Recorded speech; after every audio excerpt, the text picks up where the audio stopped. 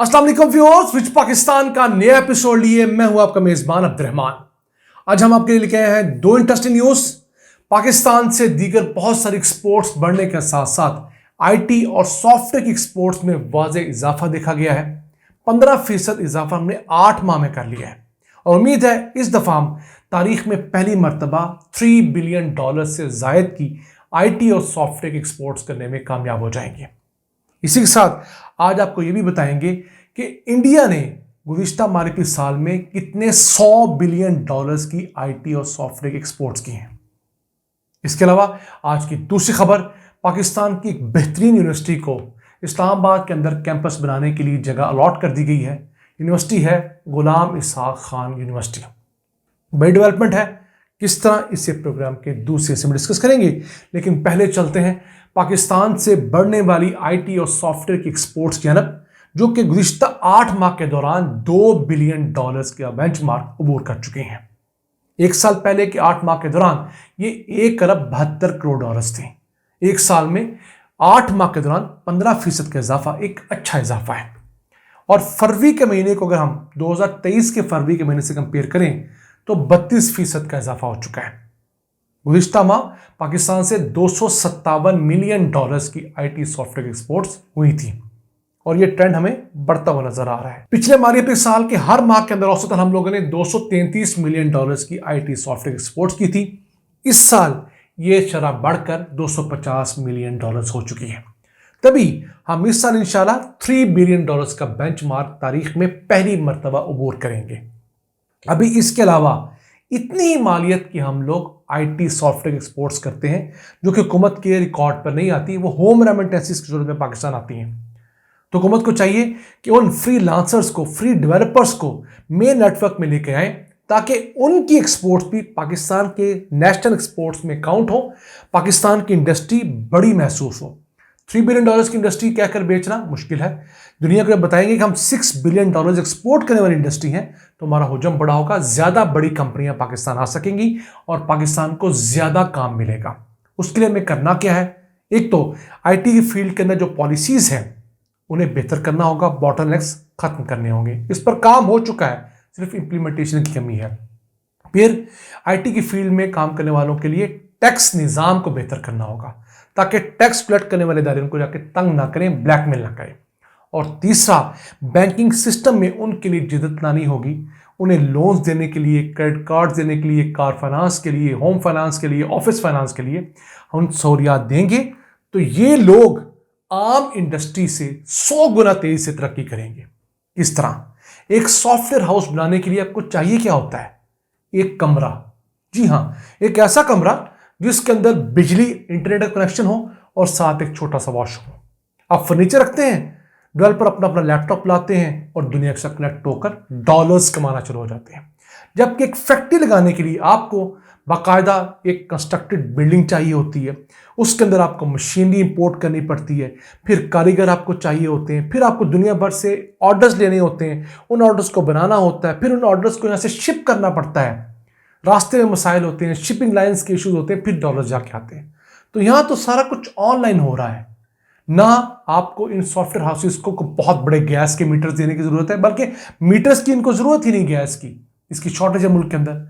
ना आपको बड़े इंडस्ट्रियल मीटर इनको देने हैं, ना इनसे कोई ऐसा फुजला निकलना है कि जिसके लिए आपको सीवरेज ट्रीटमेंट प्लांट्स की जरूरत है। ये तमाम चीजें आम इंडस्ट्री में आपको लगा के देनी पड़ती हैं, फिर आपको उनको सब्सिडी देनी पड़ती है।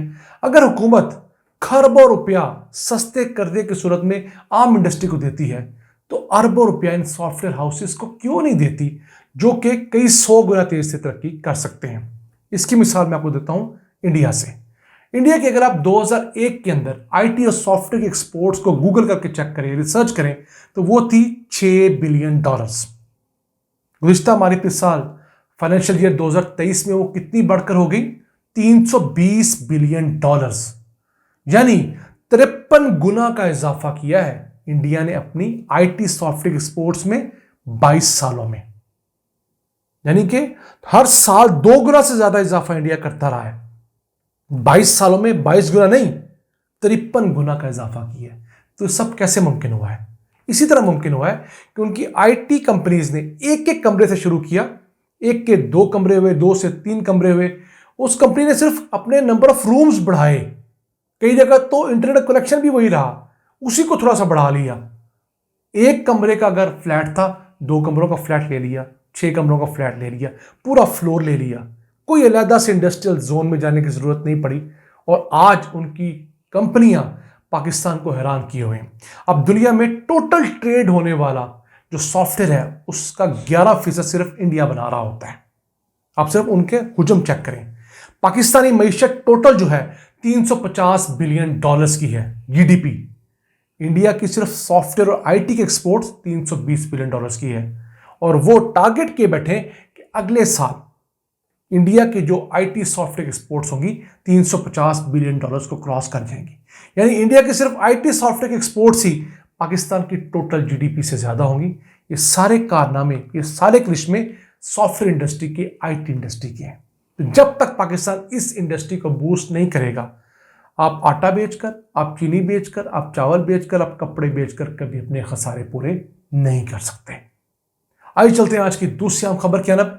गुलाम इसहाक खान यूनिवर्सिटी, जो कि टोपी जिला स्वाबी खैबर पख्तूनख्वा में है, पाकिस्तान की पहली प्राइवेट फंडेड रिसर्च यूनिवर्सिटी है और पाकिस्तान की टॉप 3 यूनिवर्सिटीज में शुमार होती है टेक्नोलॉजी के मैदान में। उसको एक नया कैंपस बनाने के लिए सीडीए ने 10 एकड़ रकबा अलॉट कर दिया है और ये जोन 4 के अंदर है, जहां पर कुरी एग्रो फार्मिंग स्कीम है। स्पार्को के साथ इनको प्लॉट्स अलॉट किए गए हैं। मकसद क्या है? इस state of the art university का एक कैंपस इस्लामाबाद में होना चाहिए और इस्लामाबाद में होने का फायदा ये होगा कि इस्लामाबाद में ऑलरेडी बहुत अच्छी यूनिवर्सिटीज़ हैं, उनमें एक और यूनिवर्सिटी का इजाफा होगा। यहाँ पर पढ़ाने वाले असातिज़ा बहुत अच्छे हैं। नस्ट जैसा इदारा यहाँ पर ऑलरेडी काम कर रहा है, कॉम्पसेट जैसा इदारा है, बेतहाशा यूनिवर्सिटीज़ हैं। पाकिस्तान में अगर किसी शहर में सबसे यूनिवर्सिटीज़ हैं तो वो इस्लामाबाद का शहर है। तो उस हिसाब से एक बहुत अच्छा इजाफा। फिर यहाँ पर तलबा के लिए जाना आसान है, पंजाब के स्पेशली तलबा के लिए, तो ये एक बहुत बड़ी डेवलपमेंट है। इससे पाकिस्तान के अंदर मज़ीद अच्छा ह्यूमन रिसोर्स क्रिएट होगा। इस मैदान में भी इंडिया की मिसाल हमारे सामने है। इंडिया ने जो सॉफ्टवेयर के मैदान में तरक्की की है और आज हर बड़ी कॉरपोरेशन में अगर इंडियन दिमाग बैठा हुआ, उसकी बड़ी वजह यह है कि वहाँ पर उन्होंने 1960-70 के ध्यान में IIT बनाई, यानी कि इंडियन इंस्टीट्यूट ऑफ टेक्नोलॉजी बनाई। हर बड़े रियासती हेडक्वार्टर में इस इंस्टीट्यूट का कैंपस खोला, उसमें state of the art facility the, state of the art वहाँ पर ह्यूमन रिसोर्स दिया, पढ़ाने वाले टीचर्स, असातिज़ा, प्रोफेसर्स, टेक्नीशियंस दिए। उसका फ़ायदा क्या हुआ? वहाँ से जो लॉट निकली, अब उसने जाकर दुनिया के इकोनॉमिक वर्ल्ड के अंदर, आईटी वर्ल्ड के अंदर कैप्चर किया हुआ है। बदकिस्मती से हम उस दिहाई के बाद आपसी फड्डों में पड़े रहे। फिर हमारे लिए मोटरवेज ज़्यादा अहम हो गई, किसी के लिए अपने यहाँ पब्लिक प्राइवेट पार्टनरशिप के दीगर मंसूबे अहम हो गए, हमारे तालीम के मंसूबे पीछे रह गए। और यही वजह है कि आज हमारी टोटल जीडीपी इंडियन एक्सपोर्ट्स के सामने बहुत छोटी नज़र आ रही है। तो हम दुआ करते हैं कि इस तरह की मज़ीद यूनिवर्सिटियाँ पाकिस्तान के दीगर इलाकों में खुलेंगी। पंजाब को चाहिए वो इस यूनिवर्सिटी को जगह दे, इसको थोड़े से पैसे 50-60 करोड़ रुपए लगा के बिल्डिंग बना कर दे, ताकि यूनिवर्सिटी पंजाब आए, सिंध जाए, बलूचिस्तान जाए, आज़ाद कश्मीर जाए, गिलगित बल्तिस्तान जाए और उन सूबों के अंदर जाकर भी यहाँ पर तलबा को तालीम दे। यहाँ से जो तलबा निकलेंगे, यकीन कीजिए वो मिरेकल्स करेंगे। सिर्फ ये यूनिवर्सिटी नहीं, मैं कॉम्पसेट की बात कर रहा हूँ, मैं दीगर पाकिस्तान की बेतहाशा फर्स्ट लाइन की यूनिवर्सिटीज़ की बात कर रहा हूँ, जो रिसर्च पे काम कर रही हैं, जो आईटी में काम कर रही हैं, जो इंजीनियरिंग में काम कर रही हैं, जो टेक्नोलॉजी में अपनी खिदमत अंजाम दे रही हैं। यही वो रास्ता है जिस पर अगर हम चलेंगे तो आज से 10-15 साल बाद हम दुनिया के अंदर एक तगड़ी कौम के तौर पर जाने जाएंगे। वरना हम मोटरवेज आज से 10 गुना ज़्यादा बना लें, हम एयरपोर्ट्स की तादाद 50 गुना ज़्यादा कर लें, हम मेट्रो बसेस का नया नेटवर्क क्रिएट कर लें, हम वो पैसा नहीं कमाएंगे जो यहाँ से पड़े हुए नौजवान हमें बिलियंस ऑफ डॉलर्स की सूरत में कमाकर ला कर देंगे। फिर उन पैसों से हम चाहे मोटरवे छोड़कर हम कॉजवेज बनाएं, हम डैम्स के अंदर रोड बनाएं, हम समंदर के नीचे से रोड बना दें, हम उस पैसे से बना सकेंगे। प्रोडक्ट वो शुरू करना चाहिए जो कमाकर दूसरे प्रोडक्ट्स को फंड करे, वो नहीं जो खुद पर लगाता जाए और जॉब्स भी क्रिएट ना करे और पैसा भी क्रिएट ना करे। ये फाइन सा फर्क है। हम उम्मीद करते हैं आप इसे समझ पाए होंगे। इसी अल्फाज के साथ अपने मेजबान अब्दुर्रहमान को इजाजत दीजिए। अल्लाह निगहबान।